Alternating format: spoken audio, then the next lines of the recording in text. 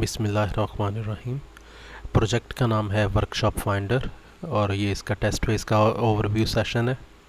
इसमें हम सारी डायरेक्टरी और इसकी जो भी टेस्ट फेस की फ़ाइल्स और कोड स्ट्रक्चर है उसके बारे में डिस्कस करेंगे। सबसे पहले हम जब इसको ऐप वाला जो डायरेक्टरी है इसको हम एक्सप्लोर करेंगे। इसमें सबसे पहले मैनिफेस्ट की फ़ाइल है, इसको हम ओपन करेंगे तो यहाँ पे हमारे पास हमारे पास एलिमेंट्स जो हैं वो हमारे पास अवेलेबल होंगे। एप्लीकेशन का नाम, इसका बैकअप वगैरह, ये इसका नेम है वर्कशॉप फाइंडर। इसके बाद इसमें एक्टिविटी के नाम से जितनी भी इसमें फ्रंट एंड की फ़ाइल्स हैं, यानी कि उसको इंटरफेस बोला जाता है। जितने भी इंटरफेस बनाए गए हैं एंड्रॉयड स्टूडियो के अंदर उसको एक्टिविटी टैग के अंदर कंसीडर किया जाता है और ये हमने उसके ऊपर लेबल्स ऐड की हैं। एक चीज़ याद रखिएगा कि किसी भी एक्टिविटी को अगर हमने सबसे पहले एग्जीक्यूट करवाना है तो उसमें ये इंटेंट फ़िल्टर्स की ये 4 लाइंस जो हैं ये हमें लिखनी होंगी और वो सबसे पहले एग्जीक्यूशन होगी एप्लीकेशन की डिफ़ॉल्ट एक्टिविटी के लिहाज से। इसके बाद हमारे पास जावा का फ़ोल्डर है। जावा के फ़ोल्डर के अंदर हमारे पास 3 डायरेक्टरीज़ अवेलेबल होती हैं। हमने पहली डायरेक्टरी को एक्सप्लोर करना है और इसमें हमारे पास जितनी भी वर्किंग एक्टिविटीज़ हैं यानी कि जावा की फ़ाइल्स हैं वो सारी की सारी फर्स्ट वाले में पड़ी हुई हैं। इसमें हमारे पास अडाप्टर के 3 पैकेज हैं और उसके बाद हमारे पास कुछ एक्टिविटीज़ हैं। पैकेज जो है वो हमने क्रिएट करना हो तो राइट क्लिक करते हैं, डायरेक्टरी के ऊपर न्यू पे क्लिक करते हैं और उसके बाद हमारे पास पैकेज पे क्लिक करें तो वो हमें एक ऑप्शन देगा कि आपने कौन सा पैकेज जो है वो बनाना है। उसका नाम लिखने के बाद हम उसको अडाप्टर, डेटाबेस और मॉडल, ये हमने 3 पैकेज बना लिए। मॉडल के अंदर हमारे पास 3, क्योंकि 3 तरह का डाटा इस एप्लीकेशन में इस्तेमाल होना है, कार मॉडल, सर्विस और वर्कशॉप। तो हमने 3 उनकी मॉडल क्लासेस बनाई हैं। सबसे पहले कार मॉडल को देख लेते हैं। इसमें 2 डेटा मेंबर्स हैं, उनके कंस्ट्रक्टर्स हैं और फिर उसके डेटा मेंबर मेथड्स हैं। इसके बाद कार वर्कशॉप है और वर्कशॉप की जो जो इन्फॉर्मेशन इस टेस्ट फेस के अंदर इस्तेमाल हुई हैं हमने उनको as a data member consider करवाया और उसके बाद उसके कंस्ट्रक्टर और पैरामीटराइज कंस्ट्रक्टर हमने डिफ़ाइन करने के बाद मेंबर मेथड जो हैं गेटर और सेटर वो हमने डिस्प्ले करवा दिए। इसके बाद हमारे पास सर्विस के नाम से एक मॉडल क्लास है। इसमें हमारे पास डेटा मेंबर्स और उनके बाद उसके कंस्ट्रक्टर और मेंबर मेथड्स। इसके बाद हमारे पास एक अडाप्टर क्लास है जो कि बाद में हम इसको एक्सप्लोर करेंगे। इसके बाद हमारे पास डेटाबेस हेल्पर की फ़ाइल है। तो डेटाबेस हेल्पर फ़ाइल को हम ज़्यादा एक्सप्लेन कर लेते हैं क्योंकि मोस्टली सुपरवाइजर्स जो हैं वो इसी में से देखते हैं।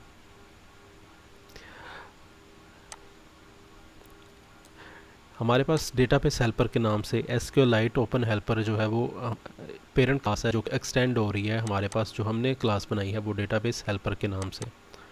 ये चाइल्ड क्लास है, एक्सटेंड्स के थ्रू हम इनहेरिटेंस करते हैं जावा में। और एसक्यूएलाइट ओपन हेल्पर जो है ये हमारे इस क्लास की पेरेंट क्लास है जो कि एसक्यूएलाइट डेटाबेस बनाने के लिए और उसके ऑपरेशंस को परफॉर्म करने के लिए इस्तेमाल की जाती है।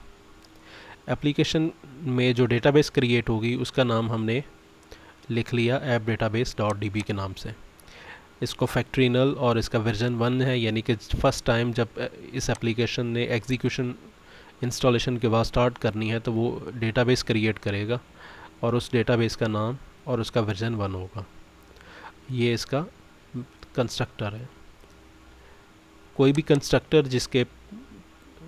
जिसको हम कोई भी एक या एक से ज़्यादा पैरामीटर्स पास करें वो पैरामीटराइज कंस्ट्रक्टर कहलाता है। इसके बाद ओन क्रिएट का मेथड है, ये भी इसके ऊपर लिखा आ रहा है ओवरराइड। ओवरराइड किसी भी मेथड की एक टाइप होती है, यानी कि मेथड्स की मोस्टली 2 टाइप्स होती हैं, एक ओवरराइड और एक ओवरलोड। ओवरलोड एक ही क्लास के अंदर एक ही नाम के एक से ज़्यादा फंक्शंस होते हैं और पैरामीटर्स का डिफरेंस होता है, तो उन फंक्शंस को ओवरराइड मेथड कहा जाता है, ओवरलोड मेथड कहा जाता है। लेकिन ओवरराइड हमारे पास एक ही क्लास के सेम पैरामीटर्स की तादाद के साथ एक से ज़्यादा मेथड्स होते हैं जो कि पेरेंट क्लास के अंदर डिफाइंड होते हैं। अगर हम ओन क्रिएट का मेथड जो है इस क्लास को ओपन करें कंट्रोल प्रेस करके कंट्रोल और क्लिक करें तो ये इस क्लास को ओपन कर देगा, और ये ओन क्रिएट और ओन अपग्रेड के मेथड जो हैं ये इस क्लास के अंदर पेरेंट क्लास में पड़े हुए होंगे। हमने इनको रीडिफाइन करना है यहाँ पे।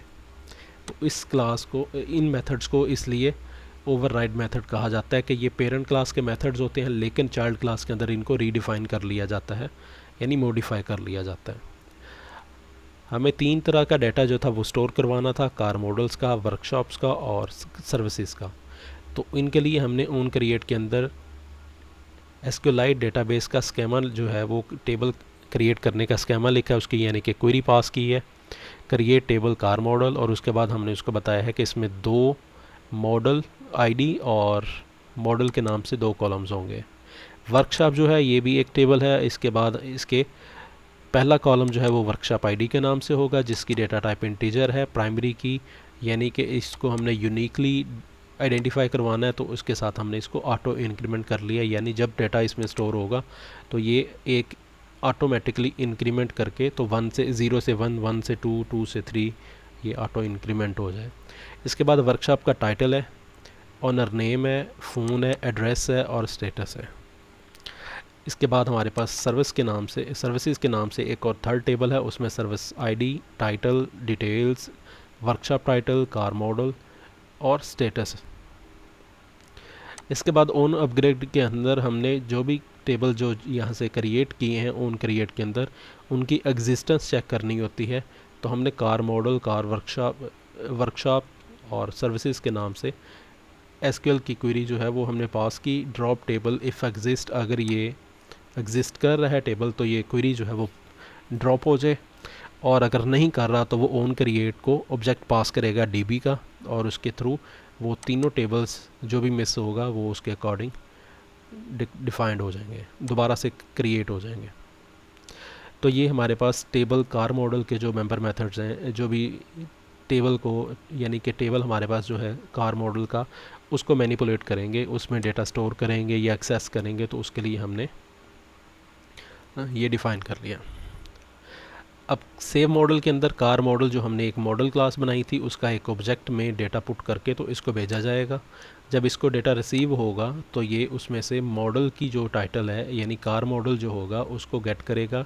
मॉडल यानी कि ये कार मॉडल का एक ऑब्जेक्ट है, इसमें से गेट मॉडल के साथ मॉडल की डिटेल्स जो है वो गेट करके कंटेंट वैल्यू में पुट करेगा। रिज़ल्ट और रिज़ल्ट डेटाबेस डॉट इंसर्ट के थ्रू डेटाबेस इंसर्ट का जो मेथड है ये रिटर्न करता है -1 या 1, यानी जो भी डेटाबेस में रिकॉर्ड स्टोर किया गया है तो उसकी आईडी को रिटर्न करता है। अगर -1 रिटर्न करेगा तो उसका मतलब होगा कि रिज़ल्ट में स्टोर हो जाए -1, और -1 तब सिर्फ जो है वो इंसर्ट के मेथड ने रिटर्न करना होता है जब डेटाबेस में रिकॉर्ड सेव नहीं हुआ। तो इसको हमने सबसे पहले बताया कि ये टेबल में इसने डेटा स्टोर करना है, कॉलम नल कॉलम है एक नल कर दिया, और कंटेंट वैल्यूज़ जो थी जिसमें वो डाटा पड़ा था वो हमने इसको पास कर दिया। कंटेंट वैल्यूज़ एक जेनेरिक कलेक्शन है, जावा के अंदर एक से ज़्यादा कलेक्शंस होती हैं और ये भी इसका एक कलेक्शन है जिसमें हम इंडेक्स के साथ, यानी कि ये हमने इसको इंडेक्स बताया और फिर बताया कि इसमें डेटा वैल्यू क्या होगी, तो इसके थ्रू ये डेटाबेस में डेटा वैल्यू स्टोर करवाएगा। ये एक टेम्परेरी हमने कलेक्शन या एक टेम्परेरी एक ऑब्जेक्ट बनाया इस कलेक्शन का, और उसमें हमने डेटा स्टोर करके तो डेटाबेस में नेक्स्ट ट्रांसफ़र किया। अब ये टेबल ये मेथड जो है ये रिटर्न करेगा रिज़ल्ट को। रिज़ल्ट जब जहाँ पे भी इस सेफ मॉडल का मेथड कॉल होगा तो वहाँ पे ये रिज़ल्ट को अगर -1 है या जो भी डेटा स्टोर हो गया है डेटाबेस में उसको वो रिटर्न कर देगा। इसी तरह से जब भी किसी एक मॉडल की लिस्ट को इसने गेट करना है, जहाँ पे इसको इस्तेमाल करेगा ऑल मॉडल्स, यानी कि जितने भी डेटाबेस में मॉडल्स कार के गाड़ियों के मॉडल स्टोर हैं तो वो उनको गेट करवाएगा। तो उसके लिए इसको पैरामीटर की ज़रूरत नहीं है क्योंकि इसने A to Z सारे मॉडल्स को सिलेक्ट करना है। तो डेटाबेस में रा क्वेरी का मेथड के थ्रू हमने select static from car models, ये हमारे पास टेबल नेम है, तो सबको वो गेट करेगा। और सिलेक्शन आर्गूमेंट जो है वो हमने नल कर दिए, यानी कि हमें without selection argument A to Z सारे के सारे जितने भी डेटा बेस के अंदर कार मॉडल सेव हैं उनको उसने रिटर्न करना है। तो बाकी जो हमारे पास मेथड्स हैं वो भी सारे इसी तर्ज पे काम कर रहे होंगे, आप इनको अच्छे से देख सकते हैं। सर्विस है तो सर्विस में क्योंकि कार मॉडल के अंदर तो एक कॉलम का डेटा ही स्टोर होना था और दूसरा उसका कार मॉडल आईडी थी, तो वो ऑटोमेटिकली मॉडल आईडी जो थी ऑटो इंक्रीमेंट होनी थी। तो जब एक से ज़्यादा कॉलम्स हों तो फिर इस तरह से इसका स्ट्रक्चर बनता है। बाकी इसका इंसर्ट का कोड ऑल टू ऑल वही है। तो इसी तरह से जब इसको गेट करना है वर्क तो उसके अकॉर्डिंग। अब दूसरी चीज़ है, यहाँ पे हमारे पास फंक्शन है एक जिसमें पैरामीटर्स पास किया गया है और पैरामीटर्स के अकॉर्डिंग इसने रिटर्न करनी है वैल्यूज़। तो तब क्या किया जाता है, इसको एक तो वर्कशॉप का आईडी इसको सर्विस की आईडी मिलेगी और दूसरा इसको कार मॉडल मिलेगा और इसके बिहाफ पे इसने डेटाबेस में वर्कशॉप जो थी वो सजेस्ट करके रिटर्न करनी थी। तो इसको जब ये चीज़ मिलेगी तो हमने कर्सर एक हमारे पास ऑब्जेक्ट है जिसमें डेटाबेस में जब डेटा गेट किया जाता है तो वो स्टोर होता है, यानी कोई raw form of data cursor में स्टोर होकर ये एक पॉइंटर की तरह पे काम करता है और इसने रिटर्न करना होता है जहाँ पे इसको कॉल किया जाए। रॉ क्वेरी का हमने मेथड जो है वो यूज़ किया है डेटाबेस, हमारे पास जो है वो एसक्यूएलआइट डेटाबेस का एक ऑब्जेक्ट है। Select workshop from services, services के अंदर वर्कशॉप जो कॉलम है उनको वो गेट करे। अगर हमें एक से ज़्यादा कॉलम्स रिक्वायर्ड हैं तो फिर यहाँ पे हम कॉमा लगा के तो वो कॉलम जो है सेकंड उसके साथ हम लिखें। हमें एक ही रिक्वायर तो हमने एक ही लगाना है। फ्रॉम सर्विसेज के टेबल में से इसने गेट करना है वेयर टाइटल। अब वेयर जो है ये एक वेयर क्लॉज है डेटाबेस के साथ एसक्यूएल के अंदर, और उसके बाद हमने कॉलम बताया टाइटल और क्वेश्चन मार्क, यानी कि यहाँ पे फर्स्ट आर्गूमेंट जो है वो टाइटल के लिए होगा और सेकंड आर्गूमेंट जो है वो कार मॉडल के लिए होगा।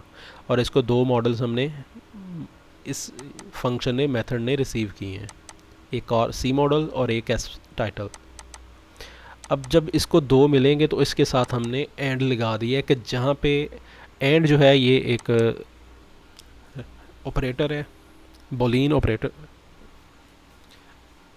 रिलेशनल ऑपरेटर है। इसका मतलब ये है कि जब एंड और नॉट, तो ये हमारे पास तीन ऑपरेटर्स होते हैं। एंड का मतलब है कि जितने पैरामीटर्स पास किए जा रहे हैं, यानी वेयर क्लॉज में हमने दो सब क्लॉजेस दी हैं, title equals to question mark. पहला पैरामीटर टाइटल के साथ होगा और दूसरा जो पैरामीटर है वो कार मॉडल का होगा। जहाँ पे भी दोनों मैच कर जाएं तो सिर्फ उसका डेटा पिक करे। अगर मैच नहीं करेगी कोई एक वैल्यू तो फिर उसको वो ड्रॉप कर देगा, यानी कि वो कोई भी डेटा जो है वो सिलेक्ट नहीं करेगा। और नेक्स्ट हमने इसको जो है वो पास कर दिया है, दोनों पैरामीटर्स जो थे वो हमने सिलेक्शन आर्गूमेंट में बता दिए इसको। तो ये था डेटाबेस का ओवरव्यू। बाकी आप इसको जब डिटेल से पढ़ेंगे तो आपको आइडिया हो जाएगा। अब सबसे पहले तो कार मॉडल जब ऐड करना है तो हम कार का कोड लिख लेते हैं। कंट्रोल प्रेस करके तो हम इसका फ्रंट एंड जो कोड है वो ओपन कर लेते हैं। ये हमारे पास इसका फ्रंट एंड का ओवरव्यू है।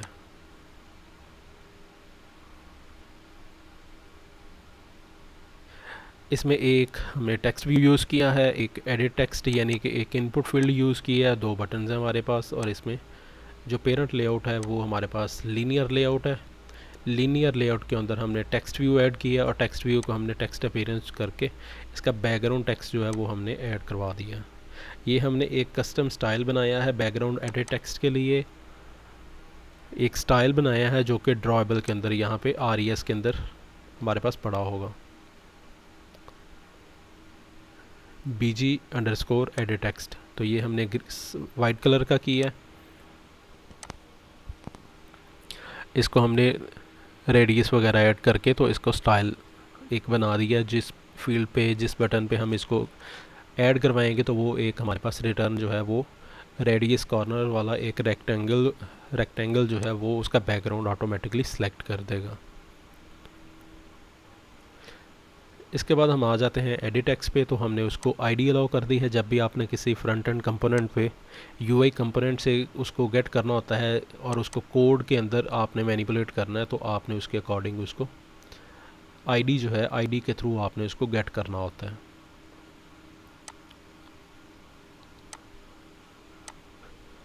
बाकी जो है इसकी स्टाइल हैं डिफरेंट टाइप के। इसमें टेक्स्ट और हिंट दो ऑप्शंस होती हैं, हमने हिंट यूज़ की है।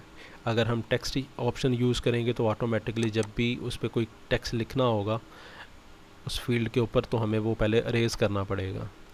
लीनियर के अंदर हमने एक और लीनियर लेआउट यूज़ किया है जो कि उसका चाइल्ड लीनियर लेआउट है, यानी कि पेरेंट लेआउट भी लीनियर है जिसने पूरी इंटरफेस को होल्ड किया हुआ है, और उसके अंदर ये दो बटन्स जो हैं इनको हमने once again child linear layout के अंदर किया है, और इनको हमने मैच पेरेंट करने के बाद इसको वेट ऐड कर दिया 1 और 1, तो वो ऑटोमेटिकली एक बैलेंस जितनी उसको टोटल जगह मिलेगी वो उसको दो हिस्सों में तकसीम करके, दो हिस्सों में डिवाइड करके, तो ऑटोमेटिकली इक्वल स्पेस जो है वो दोनों को दे देगा।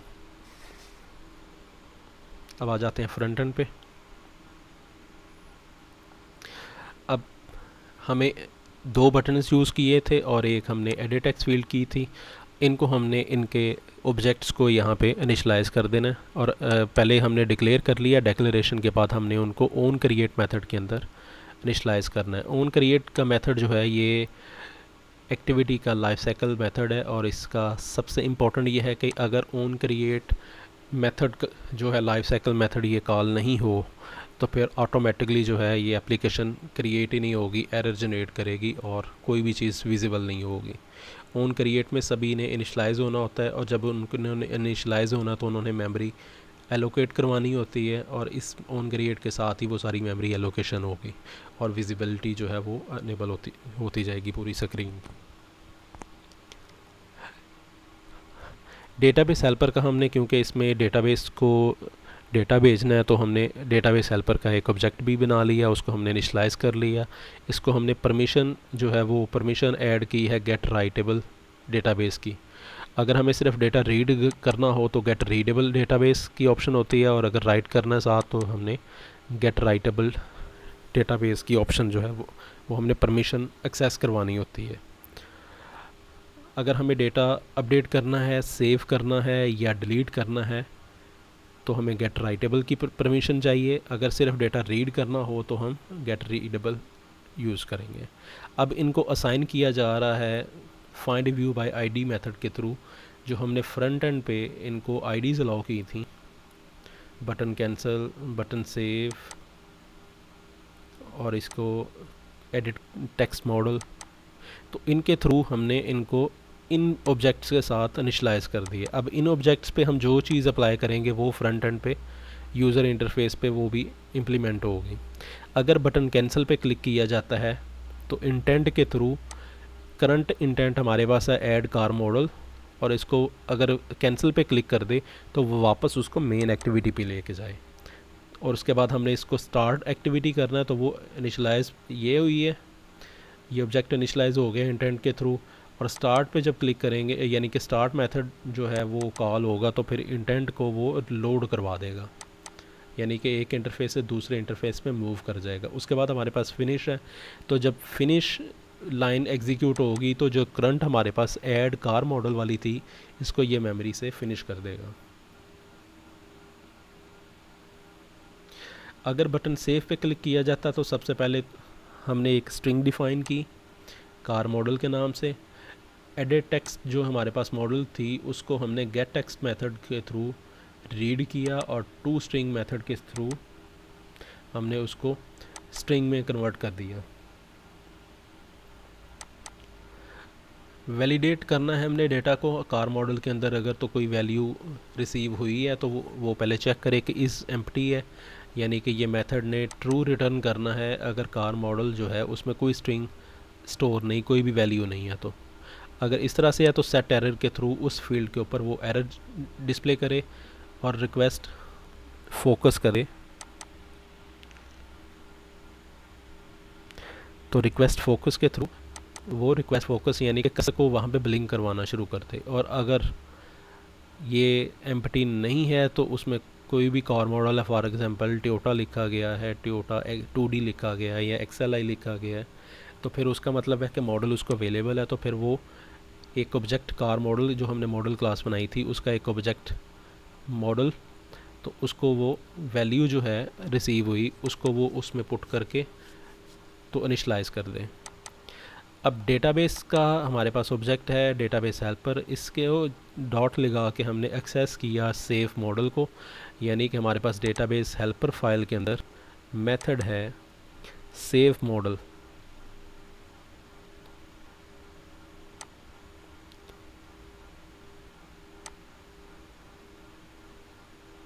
Save model. इस मेथड को कॉल किया है क्योंकि ये हमारे पास डेटाबेस हेल्पर की फ़ाइल है, तो डेटाबेस हेल्पर में वो पड़ा होगा। जब इसको ये वैल्यू मिलेगी तो उसके साथ डेटाबेस में डेटा स्टोर होगा इंसर्ट मेथड के थ्रू, और रिटर्न में जो भी मिला है वो इस सेव के अंदर -1 या जो भी इंटीजर आईडी उसको रिटर्न हुई है वो स्टोर हो जाएगी। और यहाँ पे हमने इसको वैलिडेट किया है कि क्या इक्वल्स टू -1 तो नहीं। अगर -1 है तो वो डिस्प्ले करे मैसेज नॉट सेव्ड, और अगर -1 के अदर देन कोई भी वैल्यू है तो उसका मतलब है डेटा सेव हो गया। तो ऑटोमेटिकली वो उसके बाद मेन एक्टिविटी पे मूव कर दे और मैसेज डिस्प्ले कर दे मॉडल सेव्ड। इसके बाद आ जाते हैं हम ऐड वर्कशॉप पे। तो ऐड वर्कशॉप भी सेम उसी तरह से ही है। इसका फ्रंट एंड,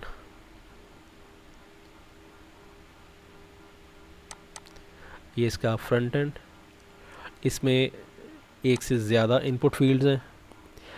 वर्कशॉप टाइटल के लिए पहली, फिर ऑनर नेम के लिए, फिर फ़ोन के लिए, फिर एड्रेस के लिए, और फिर एक स्पिनर।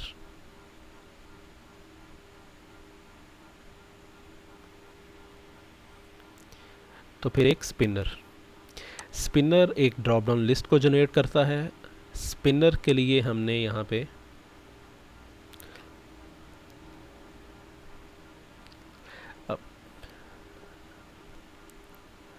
तो जब भी स्पिनर को किया जाएगा तो ये हमने पहले तो इनको इनिशलाइज़ कर लेना है। इनिशलाइज़ कर लिया।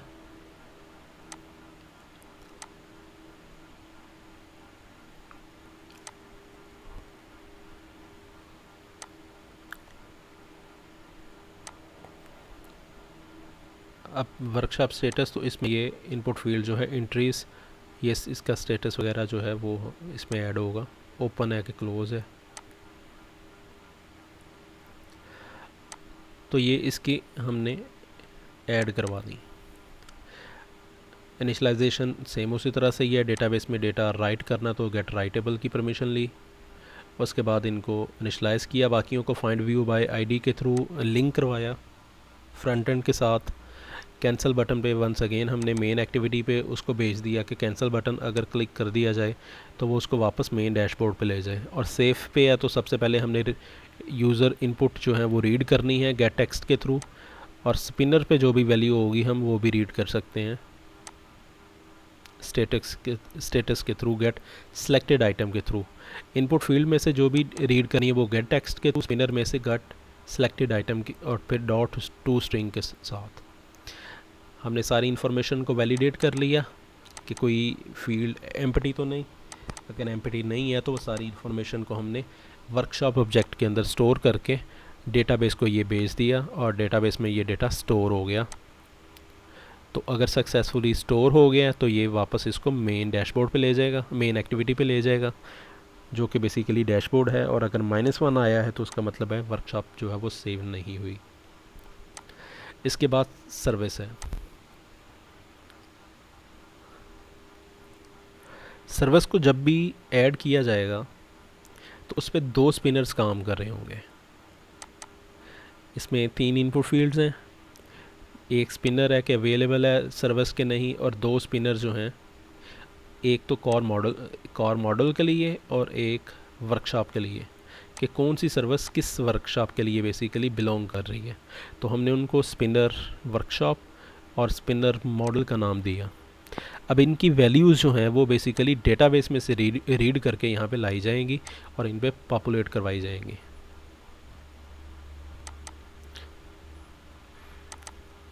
तो इस पे हमने 2 लिस्ट बनाई स्ट्रिंग की, अरे लिस्ट जो है वो हमने जनरेट की। डेटाबेस हेल्पर, तो इसमें से डेटाबेस हेल्पर हमने गेट कर लिया। सारे ऑब्जेक्ट्स को हमने इनिशलाइज करने के बाद एक मेथड कॉल करवाया car model, get car model list. इस पे कंट्रोल क्लिक करेंगे तो ये इस मॉडल पे ले जाएगा। अब यहाँ पे कर्सर जो है वो रिसीव कर रहा है इसको जितने भी मॉडल्स मिले हैं। अगर हम कंट्रोल क्लिक करें तो ये इसको रिटर्न कर रहा है सारे कार मॉडल्स का, जो भी वैल्यूज़ इसको मिली हैं उनको रिटर्न कर रहा है। Add workshop, add service.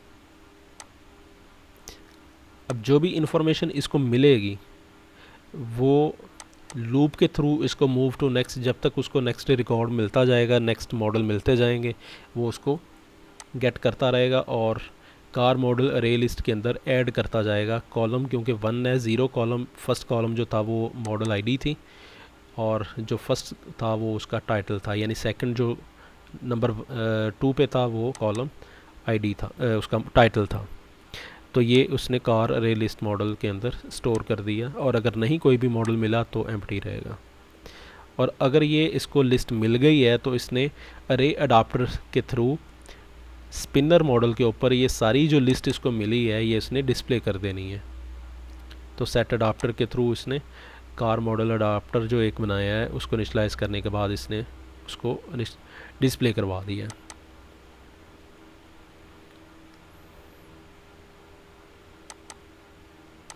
और इसी तरह से वर्कशॉप लिस्ट है, अगर कंट्रोल दबा के इस पर क्लिक करेंगे तो सेम इसी तरह से जिस तरह से हमने कार मॉडल्स को गेट की है उसी तरह से वर्कशॉप्स को भी गेट किया जाएगा डेटाबेस में से, और फिर अरे अडाप्टर के थ्रू, अरे लिस्ट अडाप्टर के थ्रू उसने पुट कर दिया है। और इसके बाद बटन कैंसिल पे क्लिक करता है तो मेन एक्टिविटी पे ले जाए, बटन सेव पे क्लिक करता है तो वो सारी इन्फॉर्मेशन को रीड करेगा, वैलिडेट करेगा, और उसको डेटाबेस में सेव सर्विस के तहत, सेव सर्विस मेथड के साथ उसको डेटाबेस में स्टोर कर देगा। इसके बाद हमारे पास लास्ट एक्टिविटी जो थी वो रिक्वायर्ड थी कि एक ऐसी एक्टिविटी हो जिसके ऊपर एक सर्च का बटन हो। सर्च वर्कशॉप के नाम से एक्टिविटी बनाई। इस पे हमने 2 ड्रॉप डाउन लिस्ट बनानी थी, एक और मॉडल के लिए, एक और मॉडल के लिए और एक सर्विस के लिए, और उसको सर्च करवाने पे हमें रिटर्न होनी थी एक लिस्ट, वो भी वर्कशॉप्स की। तो ये एक स्पिनर मॉडल और एक स्पिनर सर्विस इसने जब, और हमने एक ऑब्जेक्ट जो था इस पर लिस्ट डिस्प्ले करनी है तो उसके लिए हमने रिसाइकलर व्यू जो है वो यूज़ कर लिया और उसको आईडी दे दी। अब आ जाते हैं इसके बैकएंड कोड पे। बैकएंड कोड जो है इसमें हमने सारी चीज़ों को इनिशियलाइज करवा लिया पहले, जो जो रिक्वायर्ड थी। डेटाबेस हेल्पर अरे लिस्ट के 3 मॉडल चाहिए थे, एक वर्कशॉप्स नेम के लिए, एक सर्विस अरे लिस्ट के लिए, एक कार मॉडल लिस्ट के लिए।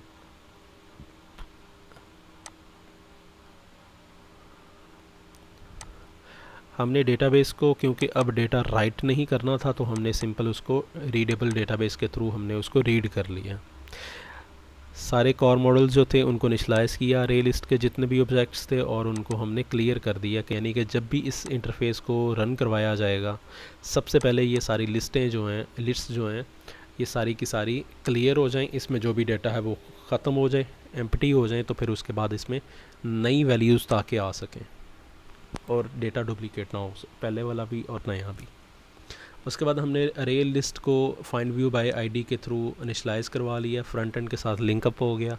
इसके बाद हमने इसको set has fix size method के थ्रू फिक्स कर दिया, और इसके बाद लीनियर लेआउट मैनेजर जो है वो हमने इसको ऐड करना है, तो हमने इसको सेट लेआउट मैनेजर के तहत हमने मेथड यूज़ करके इसको ऑब्जेक्ट पास किया। इसके बाद हमारे पास स्पिनर्स हैं, तो स्पिनर्स को और बटन्स को हमने कर लिया। जिस तरह से हमने पहले देखा कि कार मॉडल्स को हमने और सर्च किया और वर्कशॉप्स वगैरह को किया था, तो सेम उसी तरह से हमने अरे अडाप्टर मेथड के साथ जो हमें लिस्ट मिली वर्कशॉप्स की और उसकी कार मॉडल्स की और सर्विस लिस्ट की, वो हमने दोनों स्पिनर्स पे ऐड करवा दी अरे अडाप्टर के थ्रू, कार मॉडल अडाप्टर के थ्रू, और इस तरह से हमने इनको डिस्प्ले करवा लिया।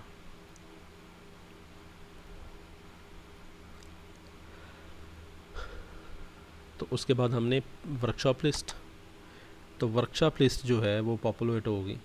अब सबसे पहले जब रन होगा तो वो ऑटोमेटिकली सारे का सारा जितना भी इंफॉर्मेशन है वो, यानी वर्कशॉप की पूरी लिस्ट जो है वो जितनी भी डेटाबेस में स्टोर हैं वो A to Z सारी की सारी डिस्प्ले हो जाएंगी, और उसके बाद अडाप्टर क्लास के थ्रू वो डिस्प्ले कर दी जाएंगी। अडाप्टर क्लास को हम लास्ट पे देखते हैं।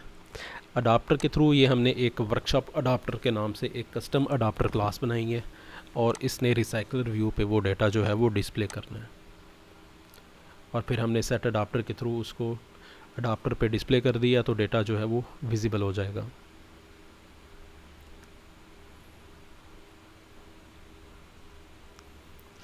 अगर बटन सर्च पे वो कार मॉडल और सर्विस लिस्ट ड्रॉप डाउन में से सर्विस को सिलेक्ट करके सर्च करवाता है, तो डेटाबेस में जहाँ पे भी वो दोनों मैच करेंगी किसी वर्कशॉप के अकॉर्डिंग, सर्विस वाले टेबल में जहाँ पे भी सर्विस टाइटल और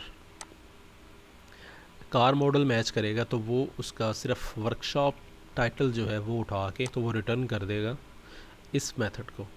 और ये मेथड जो है ये उसको डिस्प्ले पहले वाली वर्कशॉप्स की जो लिस्ट है उसको वो क्लियर करेगा।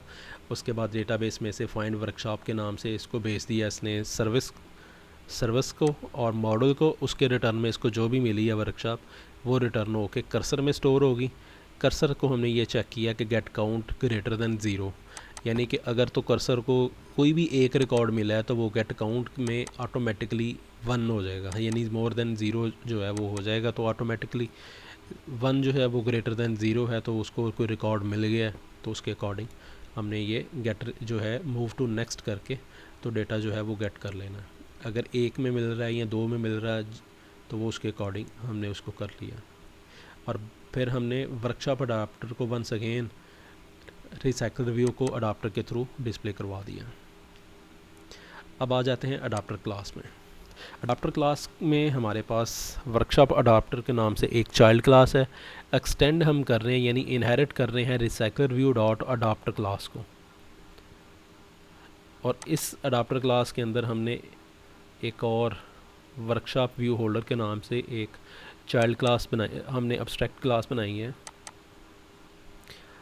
ये इसके डेक्लरेशंस में हमने 2 अरे डेटा मेंबर्स डिफ़ाइन कर लिए। एक तो अरे लिस्ट स्ट्रिंग का वर्कशॉप अरे लिस्ट है और दूसरा उसका कॉन्टेक्स्ट है, यानी कि एक एप्लीकेशन जो करंट इंटरफेस रन हो रहा होता है उसको एज अ कॉन्टेक्स्ट कंसीडर किया जाता है।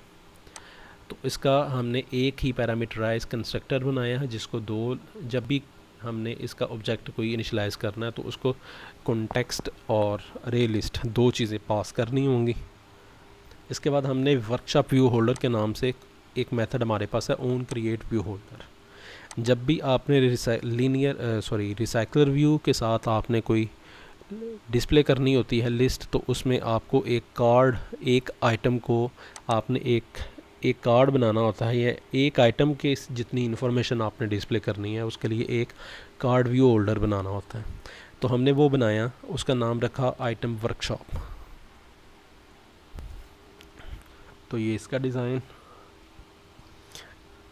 इस पे बेसिकली हम अभी एक ही चीज़ इन्फॉर्मेशन शो कर रहे हैं और वो है वर्कशॉप टाइटल। बाकियों की हमें ज़रूरत नहीं थी तो वो हमने नहीं किया। इस layout inflator dot from method के थ्रू हमने इसको डिस्प्ले जो है वो उस व्यू होल्डर को क्रिएट किया है और उसको इनिशियलाइज़ करवाया है इस क्लास में वर्कशॉप व्यू होल्डर में। इसको हमने इनहेरिट करवाया है इसमें इस चाइल्ड क्लास में recycler view dot view holder class पे, जो कि पेरेंट क्लास है।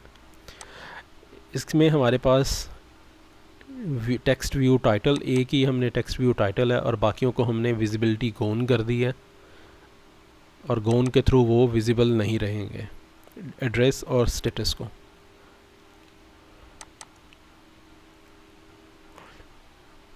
Workshop own create view holder में हमने उसका फ्रंट एंड का जो था वो कर लिया। उसके बाद हमने इस ओन बाइंड व्यू होल्डर में जो हमने आइटम कार्ड बनाया है आइटम वर्कशॉप के नाम से, उस पे डेटा जो है हमने पुट करना है। तो उसके लिए ये मेथड में हमने सेट टेक्स्ट का जो टूल है मेथड है वो हमने कॉल किया। अरे लिस्ट के अंदर हमारे पास इंफॉर्मेशंस थी और इसके थ्रू हमने इंफॉर्मेशन पुट कर दी और उसके बाद रिटर्न में हमारे पास एप्लीकेशन जो है वो रिटर्न हो जाएगी। तो ये इस एप्लीकेशन का पूरा ओवरव्यू था। दूसरी वीडियो में हम इसकी जो टेस्टिंग है वो बताएंगे।